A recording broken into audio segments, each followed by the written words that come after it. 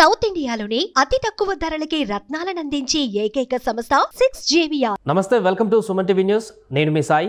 ఆంధ్రప్రదేశ్ ఎన్నికలలో నామినేషన్ల పర్వం కొనసాగుతున్నటువంటి ఈ సందర్భంలో ఇప్పటికే వివిధ పార్టీలకు సంబంధించినటువంటి అభ్యర్థులందరూ కూడా నామినేషన్ దాఖలు చేస్తున్నారు. జనసేనకు సంబంధించిన 21 అసెంబ్లీ, 2 పార్లమెంట్ బీఫామ్స్ కూడా అందాయి. టీడీపీకి సంబంధించి అందాల్సి ఉంది. అయితే అభ్యర్థుల మార్పుకు సంబంధించి జరిగినటువంటి చర్చ ఇక పులి స్టాప్ పడిందా అనేటువంటి ఒక కంక్లూజన్ వచ్చినట్టు కనపడుతుంది. సో టీడీపీలో అయితే ఇంకా బీఫామ్స్ అందరికి ఇవ్వలేదు. సో దీంతో కొన్ని స్థానాల మార్పు చేర్పులకు సంబంధించి కొనసాగుతున్న చర్చ ఏంటి, ఇంకా మార్పులు జరిగేటువంటి అవకాశం ఉందా, దీనికి సంబంధించి మనం మాట్లాడదాం. మనతో పాటు Suman TV news chief editor Keshav గారు ఉన్నారు. సార్ నమస్తే. నమస్తే. సో జనసేనైతే మార్పు లేదనేటువంటి ఒక కంక్లూజన్ వచ్చింది, అందరికి బీఫామ్లు ఇచ్చారు కాబట్టి. టీడీపీలో ఇంకా బీఫామ్లు ఇవ్వలేదు. సో కొన్ని స్థానాల మార్పులు అనేటువంటి అంశానికి సంబంధించి ఇంకా ఛాన్స్ ఉందా? ఎందుకంటే రఘురామది ఇంకా పెండింగ్లోనే ఉంది, ఉండి కానీ నరసాపురం కానీ. ఇంకా మార్పు చేర్పులు జరిగేటువంటి అవకాశం ఉందా, లేకుంటే టీడీపీ కూడా సేమ్ జనసేన లాగానే అందరికీ ప్రకటించిన వాళ్ళందరికీ బీఫామ్స్ ఇచ్చేటువంటి అవకాశం ఉండొచ్చా? మార్పులకైతే ఆస్కారం ఉంది. 21వ తేదీ డెడ్ లైన్ పెట్టారు చంద్రబాబు నాయుడు గారు. ఆ రోజు అభ్యర్థులందరితో ఆయన ఒక మీటింగ్ ఆర్గనైజ్ చేస్తున్నారు. అలానే లోక్సభ అభ్యర్థులు అంటే మొత్తం 144 అసెంబ్లీ నియోజకవర్గాలు, 17 లోక్సభ స్థానాలు. సో వీళ్ళందరినీ కూడా ఒక్క దగ్గరికి తీసుకొస్తారు. మొత్తం దగ్గర 161 మందికి ఆయన బీఫామ్స్ ఇస్తారు, ఎంపీ ఎమ్మెల్యే అభ్యర్థులందరికీ కూడా. సో ఆ మేరకు కన్క్లూజన్ ఇచ్చారు. అలానే పార్టీకి సంబంధించి నియోజకవర్గ ఇన్ఛార్జీలు, సమన్వయకర్తలు, జోనల్ ఇన్ఛార్జీలతో చంద్రబాబు నాయుడు మీటింగ్ నిర్వహించారు.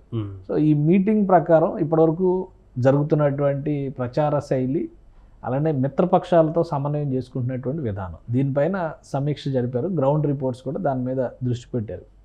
సో మ్యాక్సిమం అందరికీ బీఫామ్స్ ఇచ్చేయచ్చు అనేటువంటి సంకేతాలు అయితే ఇచ్చారు. కానీ ఇంకా ఇంటర్నల్గా వస్తున్నటువంటి ఇన్ఫర్మేషన్ బట్టి చూస్తే కనీసం 3-4 చోట్ల మార్పులు ఉండేటువంటి అవకాశం కూడా స్పష్టంగా కనిపిస్తుంది. 25 నామినేషన్స్కి లాస్ట్ డే. సో అప్పటి వరకు ఇవన్నీ సెట్ చేసుకోవాలి, అవన్నీ కూడా ఏర్పాటు చేసుకోవాలి. కొంతమంది బీఫామ్స్ ఇవ్వని ఇప్పుడు ఫస్ట్ నామినేషన్ పయ్యావులు కేసు వేశారు. బీఫామ్ లేకుండా నామినేషన్స్ కూడా దాఖలు చేస్తున్నారు. తర్వాత బీఫామ్ యాడ్ చేస్తారు, ఎందుకంటే టైం ఉంది కాబట్టి ఇంకా. సో ఆ ఉద్దేశంతోనే అభ్యర్థులు డిసైడ్ అయిపోయిన తర్వాత ముహూర్తాల ప్రకారం వాళ్ళ నామినేషన్లు వేసేటువంటి ప్రక్రియను మొదలుపెట్టేశారు. జనసేన పార్టీ ఏంటంటే నామినేషన్స్ ప్రక్రియ మొదలయ్యేదానికి ముందరే మొత్తం 20 మంది అభ్యర్థులకి నామినేషన్ అంటే బీఫామ్స్ అప్పగించేసింది. 2 లోక్సభ క్యాండిడేట్స్ కూడా బీఫామ్స్ ఇచ్చేసింది.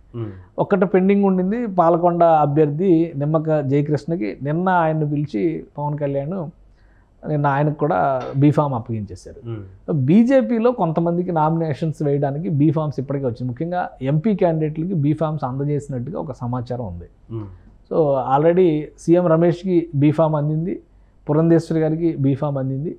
మిగతా వాళ్ళకు కూడా అందిందా లేదా అనేది ఇంకా క్లారిటీ రావాలి, ఎందుకంటే బీఫామ్స్ విషయంలో వాళ్ళు అఫీషియల్గా ఏవి కార్యక్రమం నిర్వహించట్లా. తర్వాత 10 మంది అసెంబ్లీ అభ్యర్థులకి బీజేపీ బీఫామ్స్ ఇవ్వాలి. సో అవి ఇంకా పెండింగ్లో ఉన్నాయి అనేది ఒక సమాచారం వస్తుంది. చంద్రబాబు నాయుడు చేయబోయేటువంటి మార్పులు చేర్పుల విషయంలో బహుశా రఘురామకృష్ణరాజుకి నరసాపురం ఎంపీ సీట్ ఏదో బదలాయిద్దాం అనేటువంటి ఒక ఆలోచన చేశారు. అది వర్కౌట్ అయ్యేలాగా కనిపించడం లేదు. బీజేపీ అధిష్టానం నుంచి కూడా ఏమీ కదలిక లేదు కాబట్టి, నామినేషన్ల ప్రక్రియ మొదలైపోయింది కాబట్టి బహుశా ఉండి అసెంబ్లీ స్థానానికి రఘురామకృష్ణరాజుని ఫైనల్ చేసేసేటువంటి అవకాశాలు కనిపిస్తున్నాయి. ఒకవేళ అదే ఫైనల్ అనుకుంటే కనుక ఉండి మంతెన రామరాజుని డ్రాప్ చేసి వాళ్ళిద్దరిని బుజ్జగించి, ఇప్పుడు కలవపూడి శివకి చెప్పారు ఆయన రెబల్ అని చెప్పని ఆల్రెడీ ఊరూరా తిరుగుతున్నాడు. మంతెన రామరాజు కూడా రెబల్ అని చెప్పని ఊరూరా తిరిగితే ఇంకా చెప్పే ప్రయత్నం చేస్తారు. ఇక లేకపోతే బుజ్జగించుకునేటువంటి బాధ్యతలు రఘురామకృష్ణరాజుకి అప్పగించి, ఎందుకంటే వీళ్ళందరికీ బంధుత్వాలు ఉన్నాయి, ఒకే సామాజిక వర్గానికి చెందినటువంటి వాళ్ళు. సో వాళ్ళకి అప్పగించి 21వ తేదీన ఉండి బీఫామ్ని రఘురామకృష్ణరాజుకి ఇవ్వడానికి అయితే ఛాన్సెస్ కనిపిస్తున్నాయి.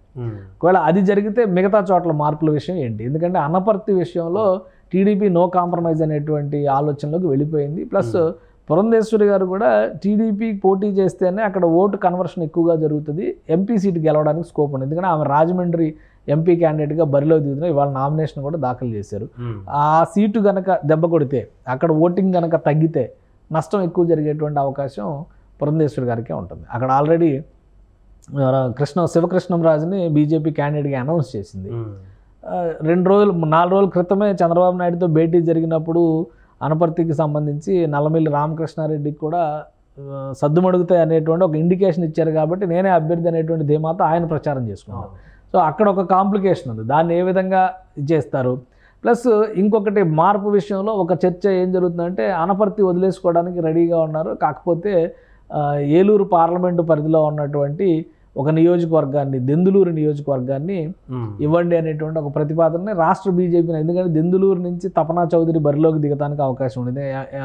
ఏలూరు ఎంపీ క్యాండిడేట్గా టికెట్ ఎక్స్పెక్ట్ చేశారు, ఏలూరు రాలేదు కాబట్టి ఆయనని ఎమ్మెల్యే క్యాండిడేట్గా అక్కడ బరిలో నిలిపితే గెలిచే అవకాశాలు ఉంటాయని బీజేపీ రాష్ట్ర నాయకత్వం నుంచి ఒక చర్చ జరిగినట్టుగా తెలుస్తుంది. సో ఒకవేళ అది ఫైనల్ చేస్తే అక్కడ మళ్ళీ చింతమనేని ప్రభాకర్ని డ్రాప్ చేయాల్సి వస్తుంది. ఇప్పుడు ఆయన ఆల్రెడీ ప్రచారంలో ముందున్నాడు, ప్లస్ లాస్ట్ 2 సార్లు కూడా గెలిచినటువంటి సీటు, మొన్న ఒకసారి అనపర్తి సీటు కానీ ఈ సీటు కానీ మొన్న ఒక్కసారే వైసీపీ గెలిచింది 2019లో, 2019లో మాత్రమే గెలిచింది. కాబట్టి ఈ రెండు కూడా టీడీపీ బలమైన నియోజకవర్గాలు. కాకపోతే పొత్తు ధర్మంలో భాగంగా మరి టీడీపీ ఇస్తుందా లేదా తంబళ్లపల్లి అనేటువంటి ఒక ప్రతిపాదన చేశారు, తంబళ్లపల్లి వైపు వెళుతుందా. తంబళ్లపల్లిలో కూడా జయచంద్రారెడ్డి టికెట్ కన్ఫర్మ్ చేసింది టీడీపీ, అక్కడ ఆయన 2 రోజులు క్యాన్వాసింగ్ చేసుకుంటూ ముందుకెళ్ళాడు. సో ఈ 3-4 నియోజకవర్గాల మినహా మిగతా 140 అసెంబ్లీ సీట్లకి సంబంధించి క్యాండిడేట్ల మార్పు విషయంలో ఎలాంటి మార్పులు చేర్పులు లేవు. బీఫామ్స్తో సంబంధం లేకుండా ఆల్రెడీ ఫస్ట్ నామినేషన్ పయ్యావులు కేసు వేశారు, తర్వాత లోకేష్ గారు కూడా నేను నామినేషన్ ఫైల్ చేశారు, ఇవాళ చంద్రబాబు నాయుడు గారు నామినేషన్ పత్రాలు ఫైల్ చేసేసారు, బాలకృష్ణ గారు కూడా నామినేషన్ వేస్తున్నారు. కాబట్టి టీడీపీ అభ్యర్థుల నామినేషన్ల ప్రక్రియ బీఫామ్తో సంబంధం లేకుండా ముందుకు సాగిపోతుంది. కానీ ఈ రెబల్ అనేటువంటి బెడద కావచ్చు, లేదా బీఫామ్ అందకపోవచ్చు అనేటువంటి సందేహం కావచ్చు, ఈ 3-4 నియోజకవర్గాల్లోనే ఇంకా చక్కర్లు కొడుతున్నటువంటి పరిస్థితి ఉంది. బహుశా ఈ 2 రోజుల్లో ఆ క్లారిటీ ఇస్తారేమో చూడాలి, లేదా 21 తర్వాత బీఫామ్స్ వీళ్ళకే ఫైనల్ చేస్తే ఇంకా అక్కడక్కడ కొన్ని తిరుగుబాట్లు ఉన్నాయి. ఎందుకంటే అరకు అసెంబ్లీ సీటు విషయంలో అది బీజేపీకి కేటాయించడం పైన సిఆర్ దొన్ను ద్వారా లాస్ట్ టైం కూడా ఆయన ఇండిపెండెంట్గా అక్కడ నామినేషన్ వేసి టీడీపీ క్యాండిడేట్ కంటే ఎక్కువ ఓట్లు దక్కించుకున్నాడు. సో ఇప్పుడు ఆయన ఇండిపెండెంట్గా అక్కడ నామినేషన్ వేయడానికి రెడీ అవుతున్నట్టుగా ఒక సమాచారం ఉంది. అలా ఒక 4-5 నియోజకవర్గాల్లో ఈ మార్పులు చేర్పులు అంటే రెబల్స్కి సంబంధించి బెడద ఉండేటువంటి అవకాశం అయితే స్పష్టంగా కనిపిస్తుంది. అంటే అధికార పార్టీలో కూడా ఉండేటువంటి అవకాశం ఉందా ఇంకా స్టిల్? ఎందుకంటే వాళ్ళు కూడా ఇంకా అందరికీ బీఫామ్స్ అందించలేదు. అధికార పార్టీలో కూడా ఉంది కదా, ఆల్రెడీ అఫీషియల్ అనౌన్స్మెంట్లు కొన్ని చేస్తున్నారు, కొంతమంది మేము రెబల్గా దిగుతాం అనేటువంటిది. ఎందుకంటే ఇక్కడ 2 అఫీషియల్గా అనౌన్స్ చేయడానికి అధికార పార్టీలో ఏంటంటే 3 నెలల క్రితమే అభ్యర్థులు ఎవరు అనేటువంటి విషయంలో ఒక క్లారిటీ వచ్చింది. ఆ క్లారిటీ ఇచ్చినాక కూడా కొన్ని చేంజెస్ జరిగినాయి. అలాంటి టెక్కలు అలాంటి చోట్ల కొన్ని సమస్యలు ఉన్నాయి, అక్కడ మినహా మిగతా అన్ని చోట్ల ఆల్మోస్ట్ అదే పరిస్థితి అనేటువంటి సందేహం. ఇంకోటి ఏంటంటే కడప ఎంపీ సీటు మారుస్తారు. ఇప్పుడు మంగళగిరి లావణ్య, నారా లోకేష్ వర్సెస్ లావణ్య అనేది అక్కడ బలం సరిపోవట్లేదు, మారుస్తారు అనేటువంటి ఒక చర్చ జరిగింది. కానీ నిన్న నేరుగా జగన్మోహన్ రెడ్డి గారే లావణ్యాన్ని కూర్చోబెట్టి ఈమె బలహీన వర్గాలకు చెందిన అభ్యర్థి, అటువైపు బలవంతులు ధనవంతులు, ఆయన మొదటి నుంచి చెప్తున్నటువంటి క్లాస్ వార్లో ధనిక వర్గాలన్నీ అటువైపే ఉన్నాయి, కాబట్టి ఈ బలహీన వర్గాల అభ్యర్థిని గెలిపించండి అని ఆయన చెప్పేశారు. కాబట్టి అక్కడ మార్పు లేదు అనేటువంటి సంకేతం సీఎం ఇచ్చేశారు. తర్వాత విజయవాడ పశ్చిమ నియోజకవర్గం పైన ఎక్కువ చర్చ జరిగింది. సో ఆ పోతిన మహేష్కి మార్పు చేస్తారనేటువంటి చర్చ జరిగింది. ఆ చేసేది ఉంటే ఈ పార్టీ చేసి ఉండాలి, కాబట్టి అక్కడ కూడా జరగలేదు, టైం అయిపోతుంది. ఎక్కువ ప్రతికూలత ఎదుర్కొంది కడప లోక్సభ పార్లమెంట్ నియోజకవర్గానికి సంబంధించి అవినాష్ రెడ్డి నేరుగా ప్రెస్ మీట్ పెట్టి వాళ్ళు చేసిన దాన్ని ఈయన కండెమ్ చేస్తున్నాడు, వీళ్ళ మీద వాళ్ళు వాళ్ళ మీద వీళ్ళు పోతున్నారు, అది వరుసగా పోతుంది, అసలు ఆ టాపికే మాట్లాడొద్దని కోర్టు కూడా ఒక డైరెక్షన్ ఇచ్చింది ఇప్పుడు. సో అక్కడ కూడా పెద్దగా మార్పుకి అవకాశం లేదు అనేటువంటి సంకేతాలు కనిపిస్తున్నాయి.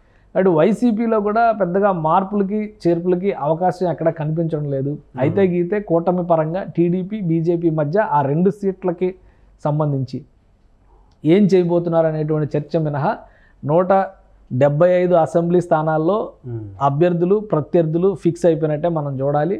అలానే 25 పార్లమెంట్ స్థానాలకు సంబంధించి కూడా ఫిక్స్ అయిపోయినట్టుగానే చూడాలి. పెద్దగా మార్పులు చేర్పులు ఏమీ ఉండకపోవచ్చు. ఇదే దీంతో ముందుకు వెళ్ళేటువంటి అవకాశాలు ఉన్నాయి. ఒక 2-3 చోట్ల టీడీపీ బీజేపీ సర్దుబాటు విషయంలోనే క్లారిటీ రావాలి. ఇంకోటి కడప పార్లమెంటు సీటు బీజేపీ అడిగే అవకాశం ఉంది, జమ్మలమడుగు అభ్యర్థిగా ఉన్న ఆదినారాయణ రెడ్డి అక్కడికి వస్తాడు, బట్ అక్కడ కూడా ఏమి చేంజ్ అయ్యేటువంటి అవకాశాలు ఏమీ కనిపించడం లేదు. సో ఇవన్నీ కూడా చూస్తే అనపర్తి ఉండి ఈ 2 సీట్లలో వచ్చేటువంటి మార్పులు చేర్పులు అభ్యర్థులకి సంబంధించినటువంటి అంశాలు తప్పితే మిగతా చోట్ల ఇవే 2-3 అంటే ఈ 2 సీట్లకు సంబంధించినటువంటి చర్చ 4 సీట్ల పైన ప్రభావం చూపించేటువంటి అవకాశం కనిపిస్తుంది. కాబట్టి అది మాత్రమే చర్చనీయాంశంగా మనం ఇప్పుడు చూడాల్సి ఉంటుంది. మిగతా చోట్ల ఎక్కడా కూడా ఆ స్కోప్ కనబడడం లేదు. పార్లమెంట్ సభ్యుల్లో కూడా మార్పులు ఎక్కడా కనిపించడం లేదు, అంటే పార్లమెంటు అభ్యర్థుల విషయంలో కూడా.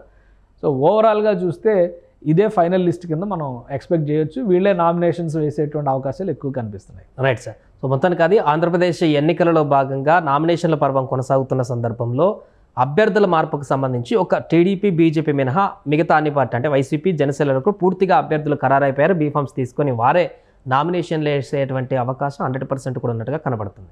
సుమన్ టీవీలో మీ పర్సనల్ అండ్ బిజినెస్ ప్రమోషన్స్ కోసం కింది నెంబర్కి కాంటాక్ట్ చేయండి.